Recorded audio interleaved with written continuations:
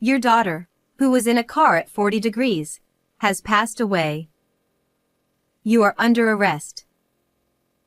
The sudden words from the officer left my mind completely blank. There was no way our daughter, who was supposed to be at home with my husband, could be inside a car under the scorching summer sun. Where is our daughter right now? When I frantically contacted my husband, "We're eating together." he casually replied. From the phone, I could also hear the cheerful laughter of a young child. What on earth was happening? Soon after, a shocking truth began to unfold. I am Stella, a 30-year-old working mother. I lived with my husband, Dylan, who is 3 years older, and our 2-year-old daughter, Melissa. Since we're both working, we should cooperate on housework.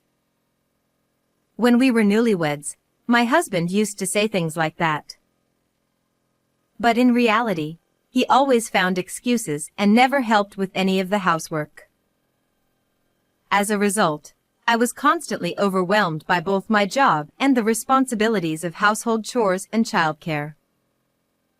Amidst this dizzying busyness, my greatest support was the smile of my beloved daughter. It was because of Melissa that I managed to push through even in tough situations. Dylan's consideration towards the family started to wane from the time I got pregnant. It seemed the cause was the worsening business performance of his company, leading to a reduction in his salary. They cut the entire bonus too. I don't even know why I'm working anymore. He muttered in discontent. I'm working full-time as well, so we'll manage. Let's get through this together. How can you say that so easily? I'm struggling with a lot of things too. When I tried to encourage him with a bright tone, my husband retorted sharply. You don't understand anything. This was the turning point when our relationship began to feel strained. From then on, my husband started to be away from home more often, using work as an excuse. He claimed to be on business trips for more than half the month, and his attitude grew colder, citing his busy schedule. This happened when I was suffering from severe morning sickness and was lying down to rest. Hey! I'm back, and you haven't even prepared dinner? Using pregnancy as an excuse to slack off. What a lazy woman. My husband, upon returning home, yelled at me loudly. I'm sorry. I'm so nauseous that it's hard even to stand. Even when I pleaded, he showed no concern for me and forced me to stand in the kitchen to prepare a meal. Unable to endure the smell of food, I ran to the bathroom, but my husband blatantly sighed in exasperation. Spare me the theatrics. That's why I hate pregnant women. Then he slammed the door and left the house. How terrible. I was filled with a sense of despair, but I still held on to the hope that he might change once the baby was born. However, reality didn't turn out that way. Even after our daughter was born, my husband's attitude didn't improve. In fact, it only got worse. It was when Melissa had just turned 1 and was becoming more active. Our daughter accidentally spilled a glass of water she was drinking, and some of it splashed on Dylan, who was nearby. My husband turned red with anger and glared at our daughter. Don't mess with me. You little brat. Hey! Don't shout at her like that. While trying to comfort a crying Melissa, I reprimanded my husband for his behavior, but he didn't listen. And this wasn't just a one-time thing, it happened repeatedly. The thought of divorce crossed my mind, but I felt that I couldn't take a father away from our daughter just because of my feelings, so I held on somehow. But a few days after our daughter's 2nd birthday, something happened. It was a day off, but I received an urgent call from work in the morning, informing me of a problem, so I had to go in unexpectedly. I asked my mother if she could take care of Melissa, but she said she had plans and couldn't. Feeling helpless, Dylan surprisingly offered to help. I'm free all day today, so I'll take care of her. You'd better hurry, or you'll be late. Thank you. I'll try to get back as soon as possible. Please take care of her. I expressed my gratitude to my husband and quickly got ready and headed to work. As the noon chime rang, I finished my work and hurried through the ticket gate at the station nearest to our home, wiping the sweat off my forehead with a handkerchief. Stepping outside, the relentless sun was beating down on the asphalt. The morning news had reported that this day would see record-breaking heat across the nation. I tried to avoid the sunlight as much as possible while heading towards the bus rotary. At that moment, I saw several police officers rushing about. Is there an incident? I casually followed them with my eyes and saw a crowd of onlookers, and at the center of their attention was a car. Huh? Isn't that? I muttered in shock. It was my own car, surrounded by police. I couldn't understand why my car was there. I hadn't driven it that day since I don't use it for commuting to work. Excuse me. I couldn't just leave it like that, so I cautiously approached one of the officers. When I identified myself as the owner of the car, they gave me a stern look. Your daughter, who was in a car at 40 degrees, has passed away. You are under arrest. What? That can't be. The sudden words from the officer left my mind completely blank. According to them, a passerby had found a girl unresponsive in the car and called the police. Melissa should have been at home with my husband. This couldn't be happening. But the child found in the car had already been taken to the hospital, and I couldn't even see her face. I told the officer I needed to check something and frantically contacted Dylan. Where is our daughter right now? Why are you asking all of a sudden? We're eating together. He casually replied. Moreover, I could hear the cheerful laughter of a young child in the background. What was going on? I hung up the phone, bewildered, only to find the police officers glaring at me with anger. We need to hear the details. Please come with us to the station. Thus, I was taken in a police car and questioned at the station. They repeatedly asked me the same questions, and I gave the same answers each time. Several hours later, I was finally released. I decided to rush to the hospital they had mentioned. By the time I arrived at the hospital, the sun had set, and I was guided to a room where I found Melissa lying on a bed. But I was too late. My daughter had fallen into a deep sleep. When I left the house that morning, I never imagined something like this would happen. Melissa. Why did she have to go through something so terrible? As I cried, clinging to her, I vowed to uncover the truth and drag the person responsible for this into hell. A few hours later, I returned home alone. Dylan had gone out somewhere, and the house was dark. When I turned on the light in the living room, I noticed my husband's notebook and work documents scattered carelessly on the table. As I gathered them up to put them away, I accidentally dropped the notebook, and it fell open on the floor. Oh no. When I reached out to pick it up, I saw something shocking written on the open page. No way. I went to Dylan's study and checked his laptop, and discovered something even more surprising. The content was so far removed from reality that I felt my love for my husband drop to freezing point. So that's what it was. Resolving myself, I decided to make a certain phone call. Dylan returned home the next evening. He seemed in an unusually good mood, humming a tune as he placed the keys to my car on the living room table.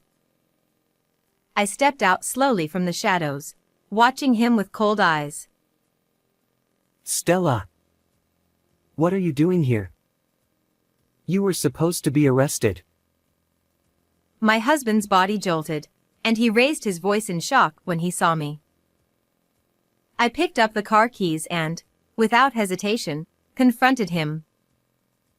So it was you after all. I thought something was wrong when I couldn't find the keys anywhere. No, I just accidentally took them by mistake. Why did you leave Melissa in my car and disappear? Perhaps sensing my growing anger, Dylan took a half step back. What are you talking about? I don't know anything. There's only one key, so how else could the car have been moved to the station? Only you could have done it. That's... My husband faltered, looking down, but I didn't stop my pursuit. At that moment, I felt an overwhelming surge of anger rising within me. The temperature inside the car exceeded 40 degrees in that scorching heat. How could you do something so cruel, putting her to sleep with medicine and locking her inside like that? In fact, the examination revealed that Melissa had traces of sleeping pills in her system. I tearfully confronted Dylan about this, but he just flashed a sly grin. I told you, it's not my fault. She just disappeared on her own. That's impossible. How could a 2-year-old get into the car by herself and drive to the station? Does he not realize how absurd he sounds? When I presented something to him, he clearly showed signs of distress. Why do you have that?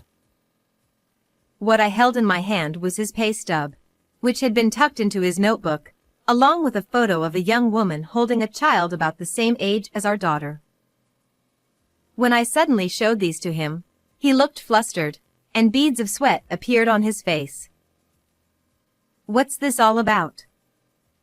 You said your salary had drastically decreased and that your bonus had been cut, but you've been getting paid properly just like before. No, that's not. And her name is Demi, isn't it? You're such a scumbag, cheating while your wife was pregnant. Is this child your secret kid? As I questioned him calmly, Dylan became increasingly flustered. Confess everything. I already know it all.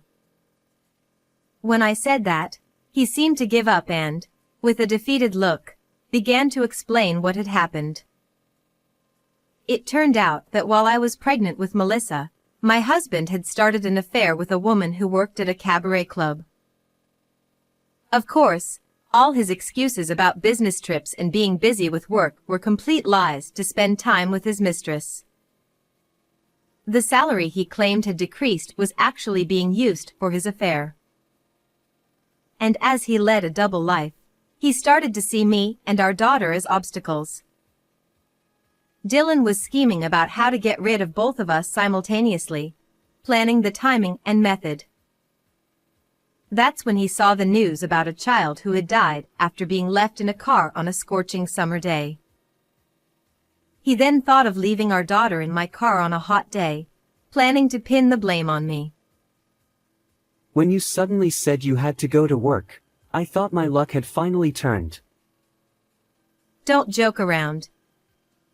Because of your selfish actions, Melissa. Humph. Well, I didn't expect you to be released, but I'm going to start a new life with Demi, so let's just get divorced. My husband said this with no remorse, as if it was nothing. Do you have any idea how much that child suffered? I'll never forgive you. It's over. Melissa's no longer in this world. He sneered at my words, laughing triumphantly in a vulgar manner. But that brat was unlucky, wasn't she? If she hadn't been born as your child, she could have lived longer. Demi's child is adorable, you know. After all, her mother is in a whole different league. At that moment, I heard the sound of the front door opening. Dylan, looking puzzled, turned his gaze toward the door and, in utter shock, gasped. I called her. The person who entered the room was Demi, my husband's mistress. The child she was holding was peacefully asleep in her arms. Dylan, seemingly confused, became restless and started pacing around the room. The truth was, on the previous day, I had discovered explicit exchanges with her on my husband's laptop in his study. I also found a business card for the cabaret club where Demi worked in one of the drawers, with her phone number written on it. I had secretly contacted her to hear her side of the story. Dylan had lied to Demi, claiming he was single, and they had been dating. When she found out he had a wife and child and had left Melissa in the car to meet her, Demi was shocked and furious. As a mother of a child the same age, she couldn't forgive such an act. The child's voice I heard in the background when I called Dylan before being taken to the police belonged to Demi's child. I know I can't be forgiven just by saying I didn't know, but I'm truly sorry. She looked me in the eye and sincerely apologized again. Dylan, witnessing this, became increasingly uncomfortable, shifting uneasily and darting his eyes around. And how is your daughter? Fortunately, she's made it through and is able to talk now. My mother is with her at the hospital. When I answered brightly, Demi's expression relaxed with relief. Her genuine concern for Melissa was evident. In contrast, my husband's eyes widened in shock. What? She's still alive? Yes. Thanks to her strong will to survive. After I was released from police custody, I rushed to the hospital, where the doctor informed me that while my daughter had been unconscious at one point, she was out of danger. Melissa, who had bravely endured her treatment, had fallen asleep from exhaustion. No way. Demi then turned her determined gaze toward Dylan, who was looking downcast. When I reached out to my estranged parents, they scolded me, telling me to come home right away. I'll be suing you for deceiving me about your marital status and for child support. Wait. Hold on. I was planning to start a new life with you. I can't deal with that. Dylan's voice was pitiful, but Demi only gave him a cold stare. Then, she bowed to me and left the room. My husband then looked at me with pleading eyes. Stella. I must have been in a bad dream. Now that I've finally woken up, let's live happily together as a family of 3. Huh? How could I possibly forgive you after you put our daughter's life in danger? Don't try to say convenient things now. I pushed him away as he tried to plead with me. I placed the divorce papers and my wedding ring on the table, grabbed the bags I had packed, and headed to the hospital, where Melissa and my mother were waiting. Behind me, I could hear Dylan's voice crying out loudly, begging for forgiveness. Later, I sued my husband for $200,000 in alimony and child support, and the divorce was finalized. Regarding my daughter, security cameras at the station clearly captured Dylan parking the car and running away from the scene, leading to his arrest. It looks like he'll be spending a few years behind bars. The incident was widely covered in the news, and my husband's face and real name were broadcasted for all to see. After facing social condemnation, he was fired from his job and cut off by his parents and friends. Even when he finishes serving his sentence, there won't be anyone waiting for him. He'll likely end up living a miserable life, drowning in debt to pay off the alimony and child support, but I don't care what happens to him now. As for me, I've returned to my parents' home, and with their help, I'm doing my best to balance work and raising my child. Every day, Melissa's adorable smile gives me the strength I need. It's my motivation, and I want to become a strong mother for her so we can have a happy future. How was this story? Please don't forget to subscribe to the channel. See you in the next video.